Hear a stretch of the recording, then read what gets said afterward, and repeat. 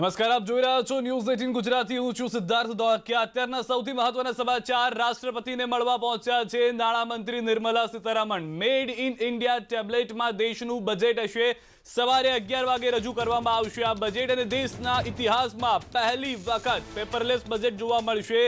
Dream budget કહેવામાં આવી રહ્યું છે આ બજેટને. કોરોના કાળ બાદની જે પરિસ્થિતિ છે તેને કાબૂમાં લેવા માટેનું આ મહત્વનું બજેટ હશે. અનુરાગ ઠાકુરને આપ જોઈ રહ્યા છો, નિર્મલા સીતારામનજીને જોઈ રહ્યા છો કે જેઓ રાષ્ટ્રપતિને મળવા માટે પહોંચ્યા છે. બજેટને લઈને ચર્ચા કરવામાં આવશે. ગયા વર્ષના બજેટ પાસે જે આશા અપેક્ષાઓ હતી તેનાથી વધુ આશા અપેક્ષાઓ દેશની જનતા અને દેશના નાગરિકોને આ બજેટ પાસે છે, જેનું મુખ્ય કારણ એક રહ્યું છે કોરોના કાળ. દરેક વેપારી વર્ગથી લઈને નોકરિયાત વર્ગ કે જેઓ રાહતની આશા સાથે આ બજેટને જોઈ રહ્યા છે.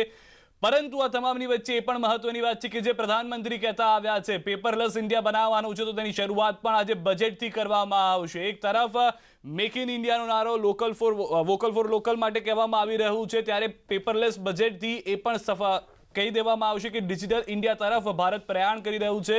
આ તમામની વચ્ચે એ પણ જોવાનું છે કે આ બજેટમાં કેવી રીતે તમામ લોકોને સાથે રાખવામાં આવ્યા છે. કોરોના કાળ દરમિયાન અનેક જાહેરાત કરવામાં આવી, અનેક રાહત પેકેજ આપવામાં આવ્યા હતા. આ તમામ મુદ્દાઓને ધ્યાનમાં રાખવામાં આવ્યા હતા. પરંતુ શું આ વખતનું આ બજેટ તમામ લોકોને સાથે રાખી આગળ વધારશે? તમામ લોકોની જે એક્સપેક્ટેશન છે, આશા અપેક્ષાઓ છે, તેને પૂરી કરશે? કારણ કે બિઝનેસ વર્ગ, જે વેપારિયાત વર્ગ છે, ઇન્ડસ્ટ્રીયાલિસ્ટ છે, તે તમામ લોકોએ કોરોના કાળમાં અનેક જગ્યાએ નુકસાનીનો સામનો કર્યો છે. અનેક લોકો બેરોજગાર થયા હોવાના પણ રિપોર્ટ આપણે જોયા છે. ઇકોનોમિક ડાઉનફોલ સતત થયું હતું. એક તરફ 5 ટ્રિલિયન ઇકોનોમીને લઈને પણ સપનું જોવામાં આવ્યું હતું જ્યારે 2019માં પ્રધાનમંત્રી નરેન્દ્ર મોદી પોતાની સેકન્ડ ટર્મ માટે આવ્યા હતા. આ તમામ મુદ્દાઓ રાખવામાં આવી રહ્યા છે. નિર્મલા સીતારામનજી પાસે એ પણ આશા પૂરેપૂરી રાખવામાં આવી રહી છે કે જે સામાન્ય વર્ગ છે, મધ્યમ વર્ગ છે, તેને આ વખતે ખુશ કરવામાં આવે. જ્યારે મધ્યમ વર્ગની વાત થાય છે, ખાસ કરીને નોકરિયાત વર્ગની જ્યારે વાત કરવામાં આવે છે, ત્યારે ટેક્સ સ્લેબ ઉપર સૌ કોઈની આશા અપેક્ષાઓ હોય છે કે ટેક્સનું જે બર્ડન છે, ટેક્સનો જે બોજો છે, તેમાં થોડી રાહત આપવામાં આવે. હાલના જે દ્રશ્યો આપ જોઈ રહ્યા છો તે સ્પષ્ટ કરી રહ્યું છે કે કેવી રીતે ગતિવિધિઓ છે તે વધુ તેજ થઈ રહી છે. રાષ્ટ્રપતિને મળવા જ્યારે નાણામંત્રી પહોંચ્યા છે, મેડ ઇન ઇન્ડિયા ટેબ્લેટ જે સૌ કોઈને આકર્ષિત કરશે, કારણ કે પહેલું પેપરલેસ બજેટ હશે આ દેશનું. અને તમામની વચ્ચે કોંગ્રેસ હોય કે અન્ય વિપક્ષ હોય, તમામ લોકો એ રાહ જોઈને બેઠા છે કે આ બજેટથી કેવી રીતે દેશના તમામ લોકોને ભલું થઈ શકે અથવા તો ફાયદો થઈ શકે. આ એ તસવીરો આપ જોઈ રહ્યા છો કે જ્યારે નાણામંત્રી પહોંચ્યા હતા, રાષ્ટ્રપતિ સાથે મુલાકાત કરી હતી, તેમની સાથે તેમના સેક્રેટરીઝ અને જે ટીમ છે તે પહોંચી હતી. અને ત્યારબાદ આ બજેટને લઈને જ્યારે સામાન્ય વ્યક્તિઓ પાસે પણ ન્યૂઝ 18 ગુજરાતી ગયો હતો તો તેઓની પણ આશા અપેક્ષાઓ જાણવાનો પ્રયાસ અમે કર્યો હતો. હાલમાં અમારી સાથે અનેક મહાનુભાવો પણ જોડાઈ ચૂક્યા છે, તેમની સાથે પણ આ ચર્ચાને આગળ વધારીશું. પરંતુ એ પહેલા આપણે જણાવી દઈએ કે 11 વાગે જ્યારે બજેટનું સંબોધન કરવા જઈ રહ્યા છે ત્યારે ન્યૂઝ 18 ગુજરાતી પર આ બજેટને આપ ગુજરાતીમાં સાંભળી શકશો. 11 વાગ્યાથી સતત આ બજેટને અમે આપ સુધી ટ્રાન્સલેટ કરીને ગુજરાતીમાં પણ પહોંચાડીશું, જેથી સામાન્ય લોકોને એ બજેટ વિશે પૂરેપૂરી જાણકારી મળે, ગુજરાતના ભાઈ બંધુઓને બહેનોને જાણકારી મળી શકે કે કેવી રીતે આ બજેટ ગુજરાત માટે અને દેશ માટે મદદરૂપ થઈ રહ્યું છે. મારી સાથે હાલમાં ભાજપ તરફથી સુનિલભાઈ શાહ જોડાઈ ચૂક્યા છે, સીએ હિતેશ પોમલભાઈ જોડાઈ ચૂક્યા છે અને અર્ચનાબેન ગુપ્તા જે જીસીસીઆઈના કો મેમ્બર છે તેઓ જોડાઈ ચૂક્યા છે. સૌથી પહેલા હિતેશભાઈ આપની પાસે જ આવવા માંગીશ. આપ એ વેપારિયાત વર્ગને પણ કોન્ટેક્ટમાં છો, એ મારા જેવા નોકરિયાત વર્ગના પણ કોન્ટેક્ટમાં છો કે જેઓને અનેક આશા અપેક્ષાઓ છે. આપની સાથે 1 to 1 કેટલાક લોકોની વાતચીત થઈ હશે. શું આશા અપેક્ષા છે જે 60 મિનિટ બાદ બજેટ આવી રહ્યું છે તેને લઈને? સિદ્ધાર્થભાઈ, સૌથી પહેલાં તો હું એમ કહીશ કે મેડમ ફાઇનાન્સ મિનિસ્ટર સીતારામન મેડમે જે કહ્યું છે કે this is going to B the finest ever budget, એટલા માટે થઈને લોકોની આ બજેટ પ્રત્યેની એક્સપેક્ટેશન્સ અને અપેક્ષાઓ ઘણી બધી વધી ગઈ છે. મને ત્યાં યાદ છે ત્યાં સુધી 1998-99માં ચિદમ્બરમ સાહેબે જે બજેટ રજૂ કર્યું હતું એ સમયે ઘણા બધા જે ચેન્જીસ અને જે અનએક્સપેક્ટેડ ચેન્જીસ હતા, જેને માર્કેટ ઉપરાંત ઉદ્યોગપતિઓ સાથે સેલરીડ એમ્પ્લોઈઝ, સેલરીડ વર્ક, એ બધાએ ખૂબ જ ઉત્સાહપૂર્વક વધાવી લીધેલો હતો. એ આપણે જાણીએ છીએ કે 2020નું વર્ષ આપણા માટે નહીં પણ ગ્લોબલ લેવલે પણ બહુ જ વધારે પડતું ચિંતાજનક વર્ષ રહ્યું છે. બધા લોકો હવે આમાંથી બહાર નીકળવા માગે છે અને એક આશાવાદ જે મેડમે આપ્યો છે કે this is going to B the finest ever budget, એટલા માટે થઈને એક્સપેક્ટેશન્સ બહુ વધારે થયું છે. સિલ્વર લાઇનિંગ એ છે કે જાન્યુઆરી 2021ના જે જીએસટીનું કલેક્શન આવ્યું છે, આજે સવારે જ આપણે જોયું હશે કે જે 1,20,000 કરોડની માસિક આવક બતાવે છે, એ આંકડા પણ આપણા માટે ખરેખર ઉત્સાહજનક છે. V શેપની રિકવરી થવાની શક્યતાઓ ભલે ઓછી હોય પરંતુ હવે જે કોન્ટ્રાટેક્ટ થયેલી હતી ઇકોનોમી એમાંથી બહાર નીકળવા માટે થઈને આ બજેટ બહુ વધારે પડતું મહત્વપૂર્ણ હોય એવું મને પણ લાગી રહ્યું છે. સુનિલભાઈ, ઘણા લોકોની આશા અપેક્ષાઓ છે. ભાજપથી આપ રિપ્રેઝેન્ટ કરો છો એટલે હું આપને પૂછી રહ્યો છું, જો આ બજેટ એ આશા અપેક્ષાઓ પર ખરું ન ઉતર્યું તો આપના માટે પણ એ મુશ્કેલીનો સમય હશે લોકો સાથે વાતચીત કરવા માટે, લોકોની સાથે જઈને મળવા માટે? સૌ પ્રથમ તો આપના માધ્યમથી સમગ્ર ગુજરાતની પ્રજાને સુખાકારીનું આ વર્ષ નીવડે તેવી પ્રાર્થના. આપણે જેમ કહ્યું કે આના પછીની ડિબેટમાં કયા પ્રકારનું બજેટ હશે જેથી કરીને અમારે મોં ના છુપાવવું પડે, એક બહુ સ્પષ્ટતાથી વાત કરું તો 2020નું વર્ષ એ ભારત સિવાય દુનિયાના દરેક દેશ માટે ખૂબ ચેલેન્જિંગ વર્ષ રહ્યું છે. અને આ ચેલેન્જિંગ વર્ષની અંદર સામાન્ય રીતે આપણે આપણું પોતાનું વ્યક્તિગત ઉદાહરણ લઈએ તો આપણે જ્યારે ખૂબ મુશ્કેલીમાં હોય, અતિશય મુશ્કેલીમાં હોય તો બે પ્રકારના લોકો હોય. એક એ મુશ્કેલીનો સામનો કરે અને બીજો એ મુશ્કેલીને વળગી અને કદાચ કમર ભાગી જાય એવું એનું પરિસ્થિતિ થાય. ભારતની સરકાર પ્રોએક્ટિવ થઈ. આપણે માર્ચની 24 તારીખથી લોકડાઉનની શરૂઆત થઈ. મેની 14 તારીખે અભૂતપૂર્વ કહી શકાય એવું બજેટની બરાબરીનું ઇન્ટરવેન્શન સરકાર તરફથી સમગ્ર પક્ષના લોકોને, એટલે કે નાનામાં નાનો માણસથી લઈ MSMEથી લઈ કે જે આપણે કાયમ કરોડરજ્જુની વાત કરતા આવીએ છીએ, ઉદ્યોગોને લઈ, ખેતીને લઈ, કોઈ પણ પ્રકારના એટલા બધા રિફોર્મ્સ કદાચ મે 14થી આપણે અત્યારના 31 જાન્યુઆરી સુધીમાં લગભગ 6 વખત નાણામંત્રીએ ઇન્ટરવેન્શન કર્યું છે. લેબર રિફોર્મ્સ જે ક્યારેય સપનામાં વિચારી ના શક્યા હોય તે પ્રકારના, એગ્રીકલ્ચરને માટે ડાયરેક્ટ બેનિફિટ, મનરેગાનો સ્કોપ જે વધારીને કર્યો છે. હું માનું છું કે અત્યંત મહત્ત્વના ઇન્ટરવેન્શન્સ છેલ્લા 4 થી 5 મહિનાની અંદર થયા છે. એ જોતાં કોઈ પણ વ્યક્તિને આજે નિરાશ ના થાય એવો ભરોસો રાખવાની ચોક્કસ જરૂર છે. કારણ કે ભારતીય જનતા પાર્ટીની પ્રોએક્ટિવ સરકારે આટલા બધા સુધારા જ્યારે ક્રાઇસિસની અંદર ખૂબ લોકોએ વિચાર બંધ થઈ જાય તેવા પ્રકારના એમનું પરિસ્થિતિ હતી, એવા વખતે સંપૂર્ણ ઇનોવેટિવ અને સંપૂર્ણ તદ્દન વિપરીત કહી શકાય તેવા ઇન્ટરવેન્શન કર્યા છે. આશા રાખીએ કે આ બજેટ પણ પ્રોએક્ટિવ બજેટ હોય. અર્ચનાબેન, આપની પાસે આવું એ પહેલા અમારી સાથે સંવાદદાતા દીપિકા જોડાઈ ચૂક્યા છે. તેમની સાથે કેટલીક મહિલાઓ છે, તેઓની પણ શું આશા અપેક્ષાઓ છે? દીપિકા, જણાવશો? બિલકુલ સિદ્ધાર્થ, કારણ કે જે પ્રકારે બજેટ આ વખતનું છે, આ વખતનું દરેક સેક્ટરની મહિલા અને સાંકળતું આ બજેટ હોય તેવી તમામ મહિલાઓની અપેક્ષા છે. ચાહે સલોનનું સેક્ટર હોય, ફેશન ઇન્ડસ્ટ્રી હોય, મેડિકલ સેક્ટર હોય, તમામ ક્ષેત્રની ટોપમોસ્ટ અમદાવાદની મહિલાઓ અત્યારે મારી સાથે જે ફિલ્ડ સેક્ટરથી બિલોંગ કરે છે, સૌથી પહેલા એજ્યુકેશન સેક્ટરથી બિલોંગ કરે છે, તેમની પાસેથી જઈશું. મને જણાવશો કે આ વખતના બજેટને લઈને એજ્યુકેશન રિલેટેડ ઘણી બધી આશા અપેક્ષા આપની જોડાયેલી હશે. કેવા પ્રકારની આશા આપ સેવી રહ્યા છો? જો કે આપણે બધા જાણીએ છીએ કે જે કોવિડની સિચ્યુએશન જે હમણાં વીતી ગઈ છે, જેના કારણે એજ્યુકેશન સેક્ટરને બહુ મોટો લોસ છે અને સ્ટુડન્ટ્સને બહુ જ મોટો લોસ છે, કારણ કે 1 વર્ષનું કોઈ એજ્યુકેશન થયું નથી. એટલે મારા હિસાબે જે ઇન્ટરનેટ ફેસિલિટીઝ છે જેના કારણે બહુ બધા લોકો એજ્યુકેશન લઈ નથી શક્યા, સો થોડું ફંડિંગ જો ગવર્મેન્ટ એજ્યુકેશનને આપે, જેમાં ઇન્ટરનેટ ફેસિલિટીઝ છે, ઇન્ફ્રાસ્ટ્રક્ચર છે, ટીચર્સની ટ્રેનિંગ છે, એ બધા ઉપર જો થોડું ફંડિંગ વધારે આપે તો સારું છે. બિલકુલ. ફેશન ઇન્ડસ્ટ્રીને લઈને પણ આ વખતે 2020માં જે પ્રોબ્લેમ થયા તેને લઈને બજેટમાં કંઈક થવું જોઈએ, શું વિચાર કરી રહ્યા છો? શું થવું જોઈએ ફેશન ઇન્ડસ્ટ્રીને લઈને? ઓબ્વિયસલી, કારણ કે જે પેન્ડેમિક યર આપણે પાસ ઓન થઈ રહ્યા છે અને હવે કદાચ પોસ્ટ પેન્ડેમિકમાં આપણે એન્ટર થયા છે, તો જે લોસીસ બિઝનેસને થઈ રહ્યા છે એના માટે હું એવું ચોક્કસ એક્સપેક્ટેશન રાખીશ ગવર્મેન્ટ પાસે કે આપણને ફંડ રેઝિંગ જે કદાચ GAME ઓગસ્ટ 2020નો રેશિયો છે અથવા સર્વે કરેલો છે એ પ્રમાણે ઇન્ડિયામાં 80% વુમન્સ જે છે એ સેલ્ફ એમ્પ્લોયડ છે અને સેલ્ફ ફંડ રેઝ કરે છે અને પોતાનો બિઝનેસ એસ્ટાબ્લિશ કરેલો છે.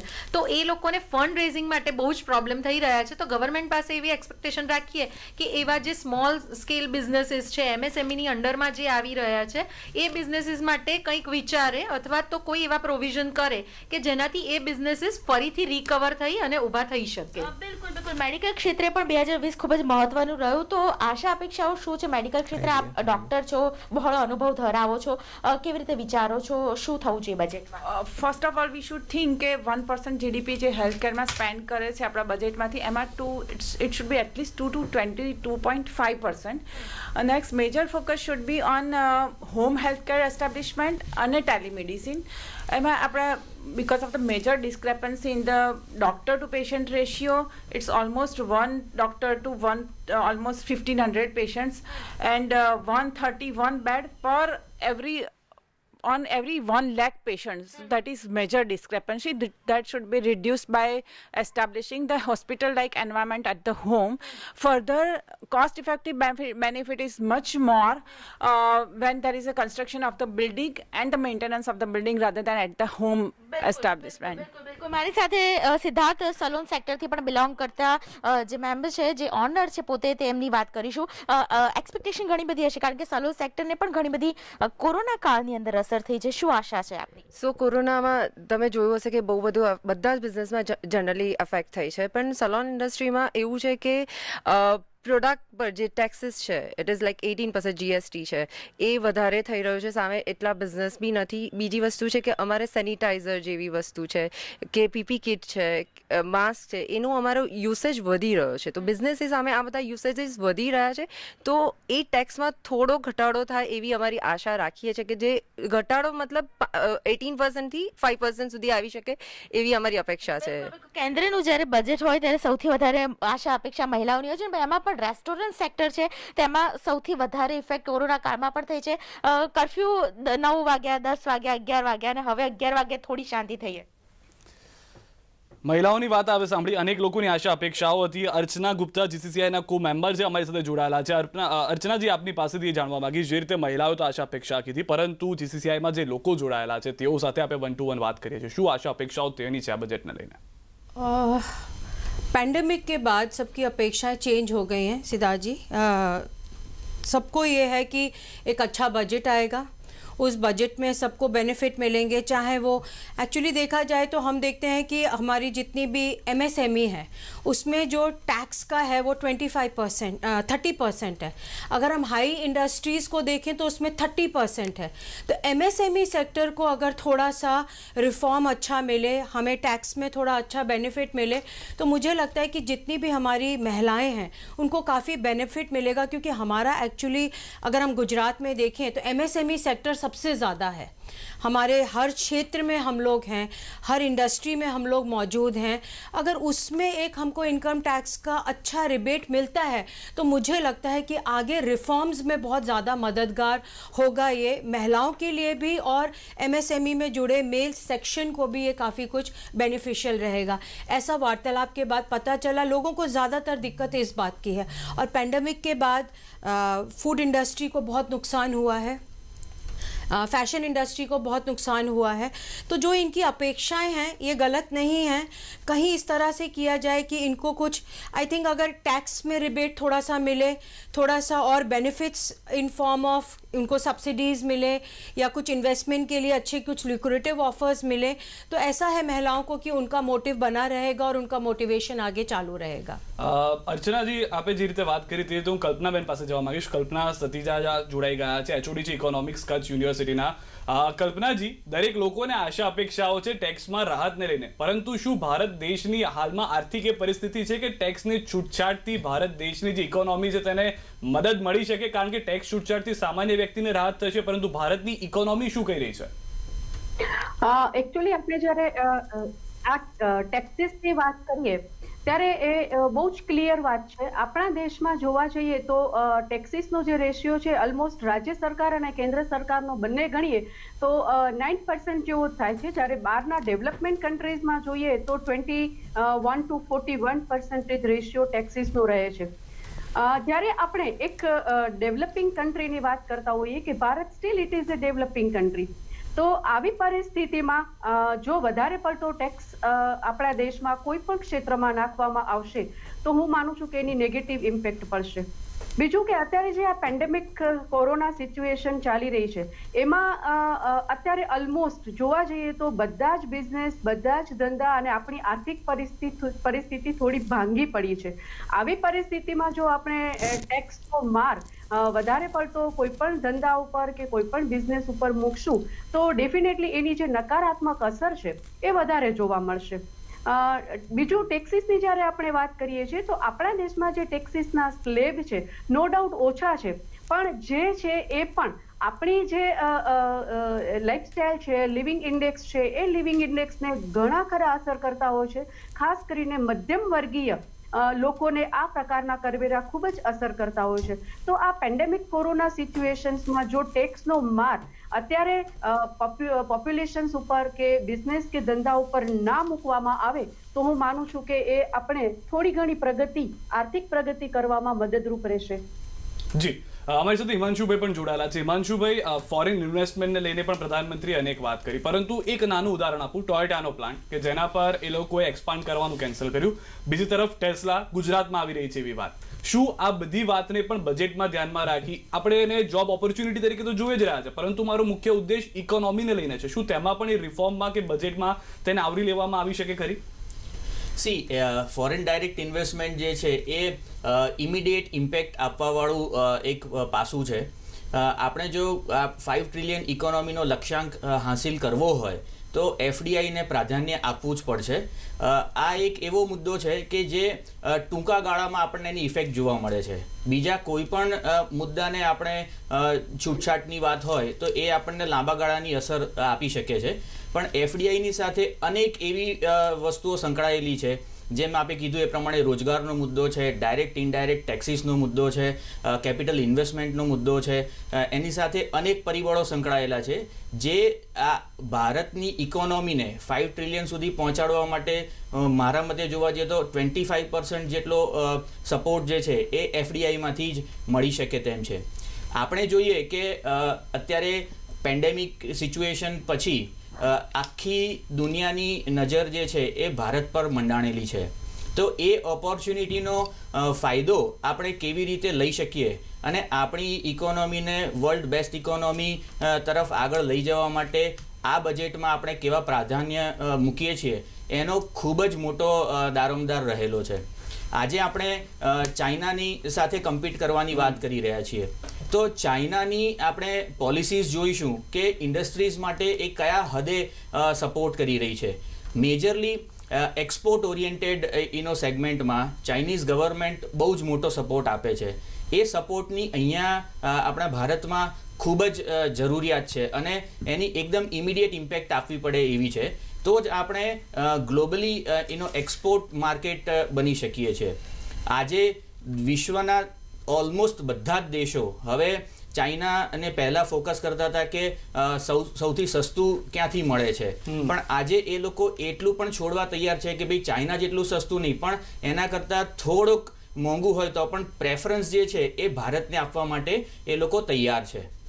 જેમ આપણે જોયું કે આ પેન્ડેમિકની સિચ્યુએશનમાં આ ભારત જે છે દુનિયાનું સૌથી મોટું પીપીઈ કીટ અને માસ્ક પ્રોડક્શનનું જે છે કેન્દ્ર બની ગયું છે, જે અત્યાર સુધી ચાઇના જ હતું, જેને કોઈ કમ્પીટ નહોતું કરી શકતું.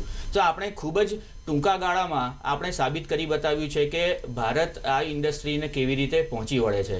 જો આમાં ગવર્મેન્ટનો થોડોક પણ સપોર્ટ મળે તો હજી એવી અનેક ઇન્ડસ્ટ્રીઝ છે કે જે એકદમ ટોપ પર પહોંચી શકે છે અને આખી દુનિયાને એ કેટર કરી શકે છે. એટલે મહત્વની વાત બધાની બજેટ ઉપર છે. એમએસએમઈ હોય, જે રીતે અર્ચનાજીએ કીધું કે ફોરેન ઇન્વેસ્ટમેન્ટ હોય જે સીધું પણ આવીને હેલ્પ કરી શકે છે. આપ તમામ અમારી સાથે જોડાયેલા છો. હાલ એક વિરામ માટે રોકાઈ રહ્યા છે, પરંતુ 45 મિનિટની અંદર નાણામંત્રી બજેટ રજૂ કરવા જઈ રહ્યા છે, જેને ગુજરાતીમાં અમે આપ સુધી પહોંચાડીશું. આપ જોડાયેલા રહો ન્યૂઝ 18 ગુજરાતી.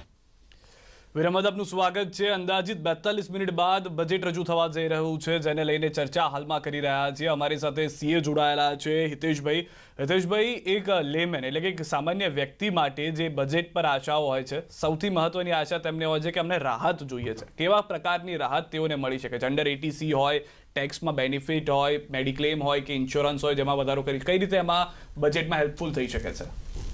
સામાન્ય નાગરિક માટે થઈને હું વાત કરું તો સિદ્ધાર્થભાઈ, લાસ્ટ યર જ આપણે જોયું કે 2019-20ના બજેટમાં પણ જે બે પ્રકારે ટેક્સ સ્લેબ કરવામાં આવ્યા કે જે મને એમ લાગે છે કે ગવર્મેન્ટ હવે સેવિંગ ઇકોનોમીમાંથી સ્પેન્ડિંગ ઇકોનોમી તરફ આ દેશના અર્થતંત્રને લઈ જઈ રહી હોય એવું ગયા વખતના બજેટ ઉપરથી જ ફલિત થયું હતું. જ્યાં સુધી મુખ્ય વસ્તુ એ છે કે જો કોઈ પણ પ્રકારનું ડિડક્શન લીધા વિના જે ટેક્સનો બેનિફિટ જે સામાન્ય મધ્યમ વર્ગ નોકરિયાત વ્યક્તિઓને કે જેને મળેલો છે એમાં આ વખતે હજુ પણ કદાચ થોડો વધારો ઓબ્વિયસ છે કે લોકો એક્સપેક્ટ કરે જ.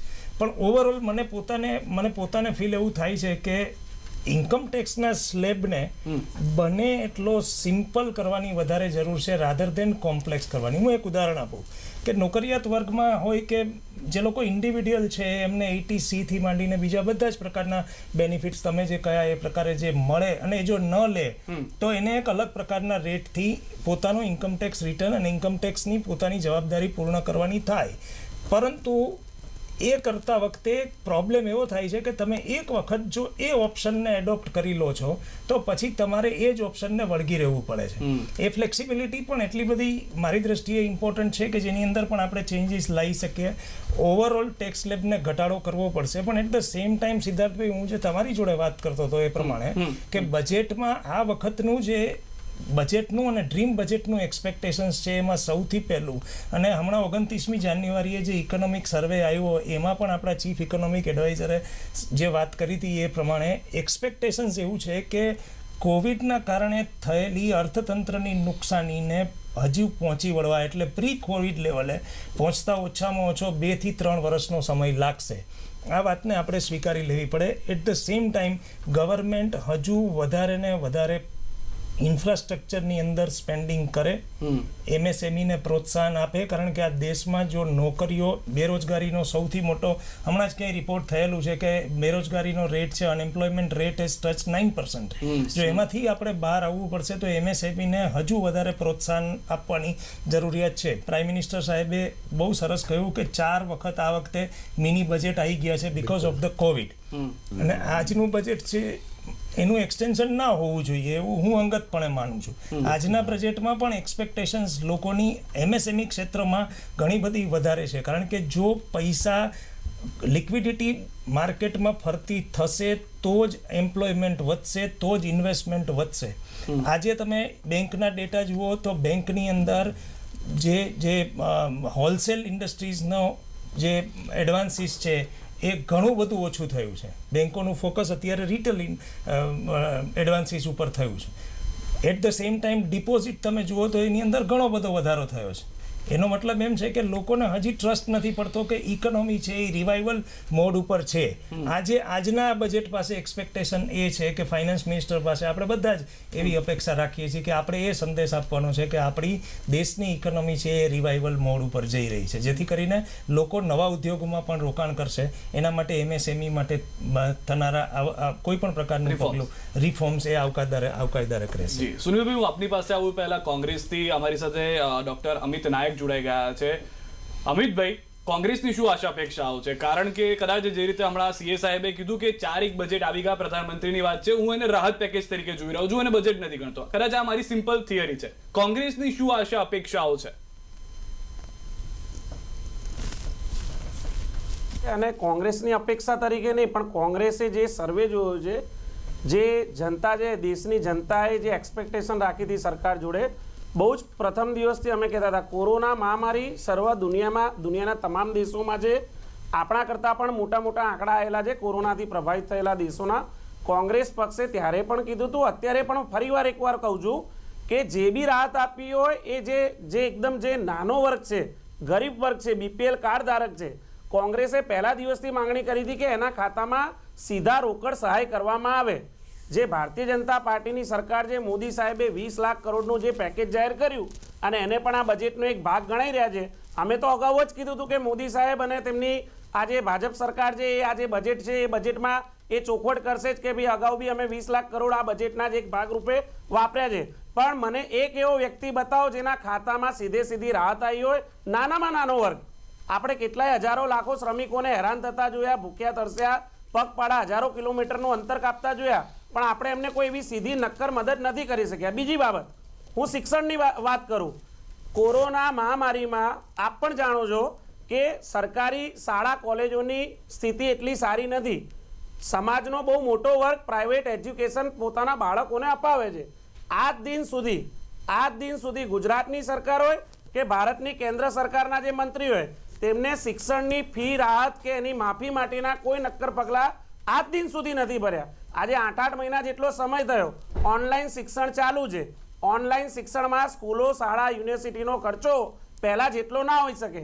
વારંવાર વાલીઓની રજૂઆત થઈ, વાલીઓ રસ્તા પર આવ્યા, દેખાવો કર્યા, માંગણી કરી, હાઈકોર્ટમાં જવું પડ્યું, લોકોને કોર્ટના દરવાજા ખખડાવવા પડ્યા કે ભાઈ અમને શિક્ષણની ફી માફીમાં કંઈક રાહત આપો.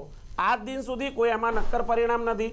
ત્રીજી બાબત, નાના અને લઘુ ઉદ્યોગો માટે જે આ 20 લાખ કરોડનું પેકેજ જાહેર કર્યું એમાં પણ કેટલા બધા નીતિ નિયમ છે. આ તો પ્રોસિજર છે, બેંકમાં તમે લોન લેવા જાઓ એવી પ્રોસિજર હતી. તમે એમાં 3 તમારા જામીનદાર લાવો, એ 3 જામીનદારને તમારી એફિડેવિટ આપવાની, એની પ્રોપર્ટીનું વર્ણન કરવાનું, ત્યારે કોઈ નાના લઘુ ઉદ્યોગને કદાચ સરકાર દ્વારા, બેંક દ્વારા લોન મળે. ભાઈ તમારે મદદ કરવી હતી લઘુ ઉદ્યોગોને જીવંત રાખવા હતા કોરોના પછી, તો તમે બેંકને એવી રીતે કેમ ઇન્ક્લુડ કર્યું? અને જો બેંકને તમે અમિતભાઈ, આપના ઘણા મુદ્દાઓ છે ને, એ મુદ્દાને લઈને હું સુનિલભાઈ પાસેથી જવાબ પણ લઈશ. એક બ્રેક માટે રોકાઈ રહ્યા છે ને ત્યારબાદ એમની પાસેથી આપે જે મુદ્દાઓ લીધા છે તેને લઈને જવાબ માંગીશું.